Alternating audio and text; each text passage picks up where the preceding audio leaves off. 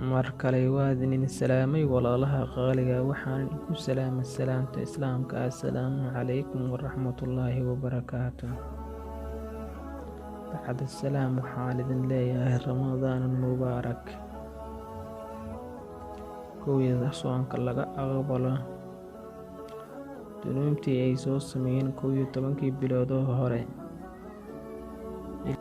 dunuubtii 11 bilood hore ay soo sameeyeen laga dhaqo Ilaahay ha nooga dhigo Ramadaankan kuwii soo soomay Ramadaankan soomay.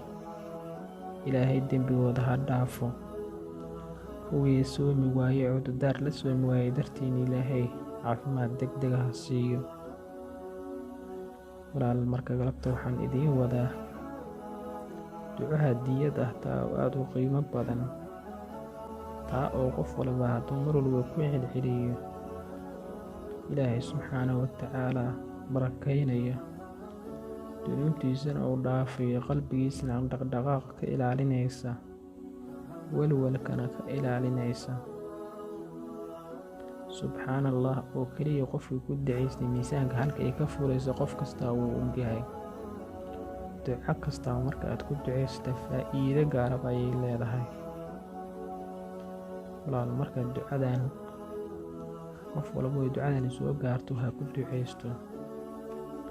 ducadan walaal sidaan ayay ku leedahay: subxaanallah walxamdulillah walaa ilaaha illallah wallaahu akbar walaa xawla walaa quwata ilaa billaahi caliyil cadiim.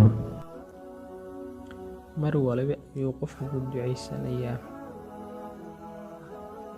Ilaahay ayaa nastahan, mahadna Ilaahay bay u sugnaatay. ilaahyo kalaana ma jiraan Ilaahay oo keliya mooyaane.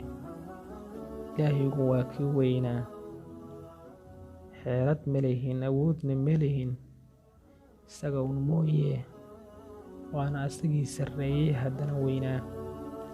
walaal marka ducadaas haddaad ku ducaysato Ilaahay subxaanahu watacaala wuu ka aqbalayaa. waxyaabaha aad sheeganayso inaadan awood u lahayn ama xeeladaada u lahaynna Ilaahay subxaanahu watacaala wuu kuu fududaynayaa.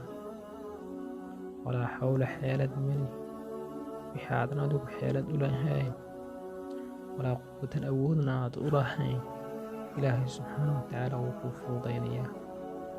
marka walaal ducadan ku ducaysta, Ilaahayna ku barya. waxay tilmaamaysaa ducadu awood yarideenna iyo xeelad yarideenna.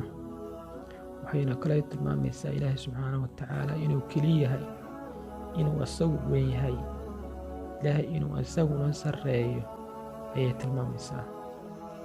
marka dhammaantiin waxaan idin rajaynayaa inay ducadaanu idin aqbasho. ducadan aad aqbasho Ilaahay inka aqbalo. Ilaahay subxaanahu watacaala wax walbood rabtiin Ilaahay inuu inii fududeeyo. haddii ducadan walaal ku soo gaarto kanalka, walaalahaada kale la sii wadaag si ayaguna ducooyinkan iyo ducooyinka kale een soo wadnay u gaaraan. waad ku mahadsan tahay walaal.